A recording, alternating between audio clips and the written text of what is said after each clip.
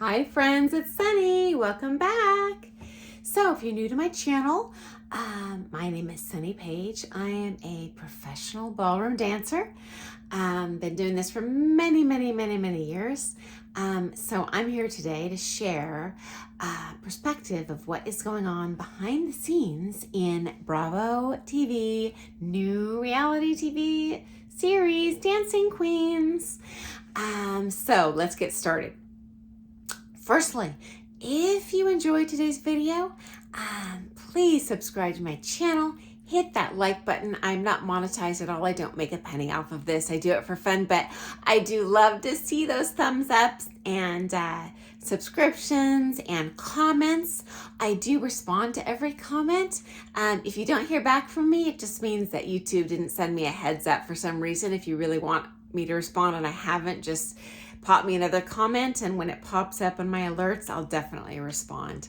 And sometimes I get questions from people that are great, that I think, wow, I think a lot of people would want to know the answer to that, in which case I'll post a totally independent video for everyone answering your question, because sometimes there's just so much going on behind the scenes that they can't possibly share it all on one, 8 program series on reality ballroom dance, and I certainly can't summarize it all in a 10-minute synopsis video. So anyway, let's get started. So this is going to be a part 4 of my kind of review of the season finale. Okay, and so first off, I just want to share with you kind of how competitions work. Excuse me there. So we see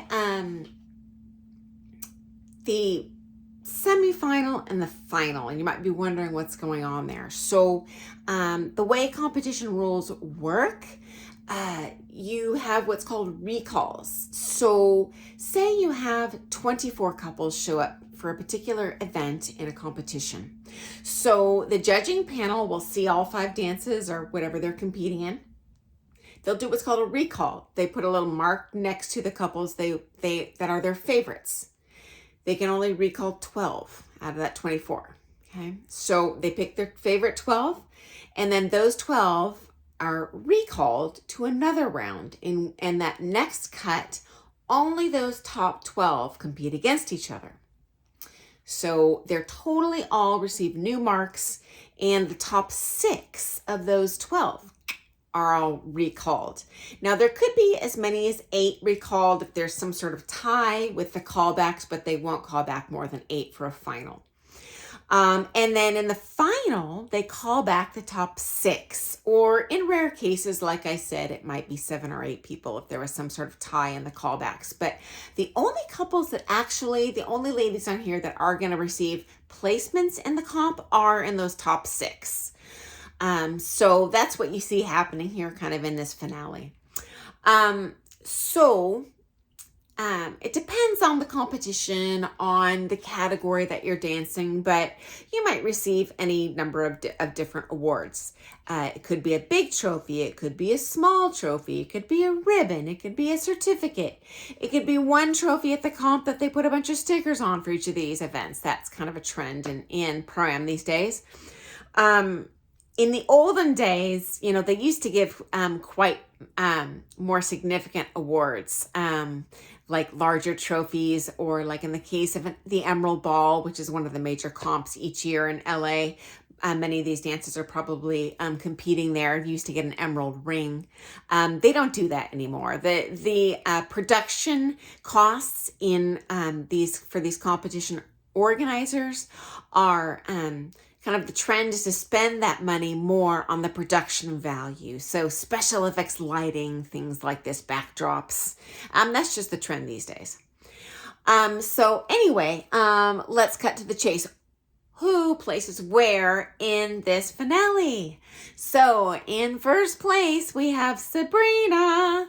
Okay, now, as you probably know, I do not like Sabrina. I think she has a terrible attitude. She is mean. As a matter of fact, she is so mean on this series, I can't help but wonder if she's faked it just to get more camera time. But she does place first. And in second place, we have Gael. I love Gael. This is actually the first time we have seen her dance. She's just been in the kind of the background scenes and interviews and as an audience member up until this point. In third place, we have Leonie. Now, Leonie won last time, so this was a little bit of a shakeup, but honestly, I think it serves her right because she came into this a little arrogant. In my opinion, after she won that first one, she thought she was going to win everything. And the reality is, like any sport, you are only as good as you compete today. So Sabrina Williams might win one match and the next week she places last. It is what it is. We are not robots. We do perform differently on different days. And you just hope as a competitor that you're kind of at the peak of your game and you can time that to when you're competing. In sixth place, we have Colette, and I'm thrilled for Colette because she did not make the final last time. And as you know, this is a relatively new partnership for Colette. They've only been dancing together a few months, so I think it's a great sign that she has improved so much.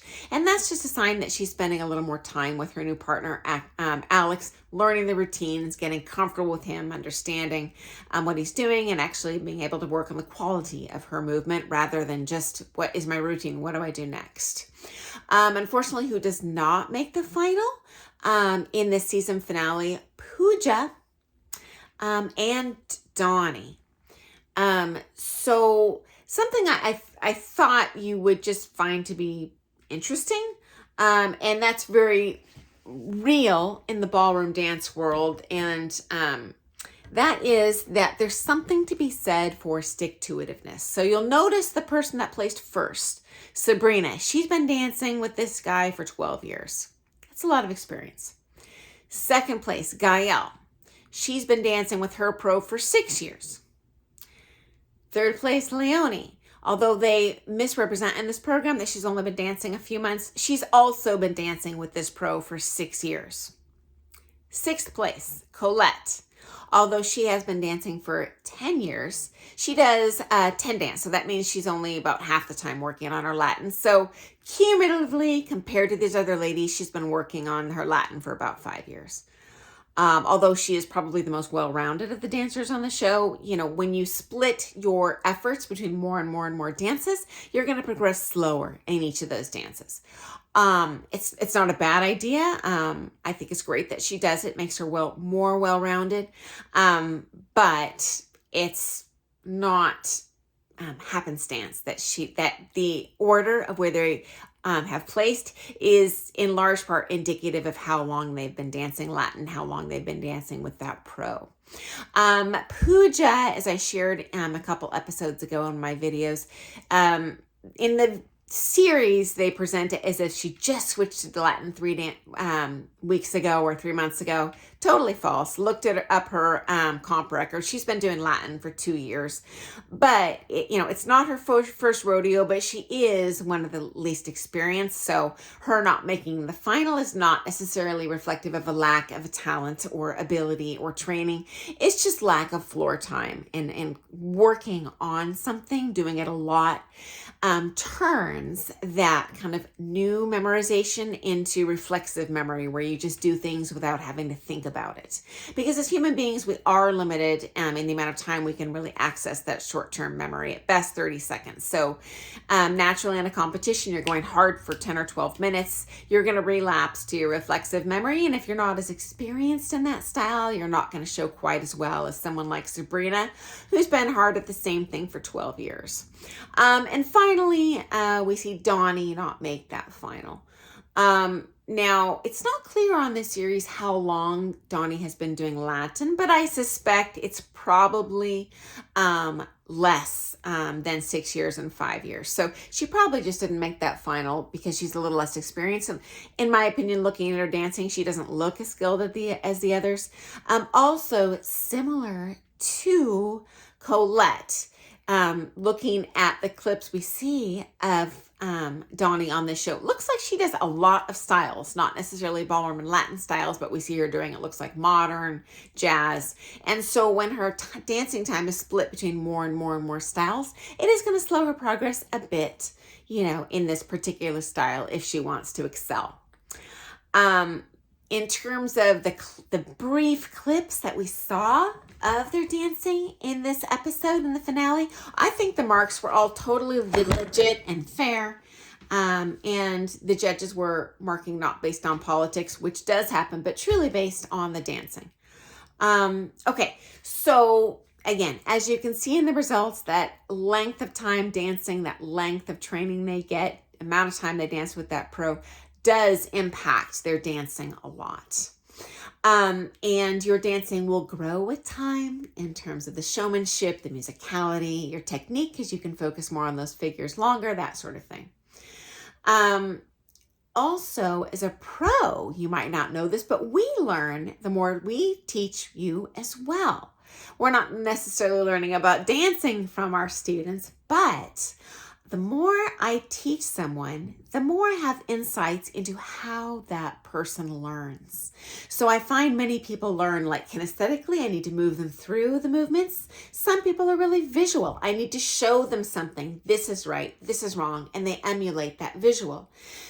Some people, like often like a lot of like engineering, computer type guys, they really need more of a scientific explanation of what you're showing them. Hey, here's the physics of why you want to do it this way. In this case, I'll literally write out an equation for them on a little whiteboard so they understand why they are doing something the way I'm asking, and they'll respond best that way.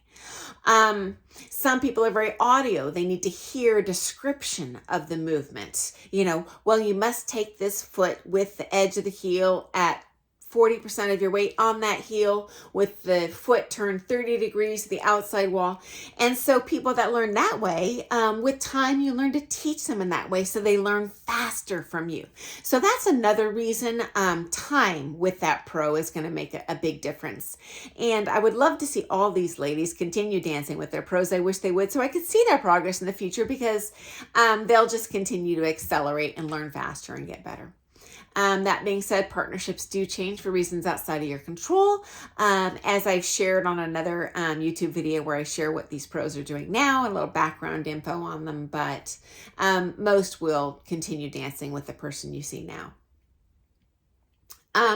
Also, I have received some comments, people asking about kind of how competitions work. They've asked me about Blackpool, which is the comp that Nino, Gael's pro, has been on, which has been out of town competing in Blackpool, England for, and what my experiences have been in there. And yes, I have competed in Blackpool many times. If you're interested in hearing more about the comps, how they run, what happens in Blackpool, there's a lot of stuff I just don't have time to get into when I'm reviewing this one show, but I'm happy to share that with you. Just comment below. And when I hear comments that are of interest to maybe, you know, more than one person, multiple people, I'll just post a separate video on that to give you a little more of an industry insider scoop on what's going on there. So anyway, I'm way over that 10-minute mark. You know, I like to stop here. I will share another video. I'll do that tomorrow. Hopefully get it taped today. Thanks so much for joining me today. I hope you're enjoying this series as much as I am. And thanks. Give me a thumbs up if you like what you see. Subscribe to my channel. Ask questions. I love seeing that. Have a great day. I'll see you soon. Bye, guys.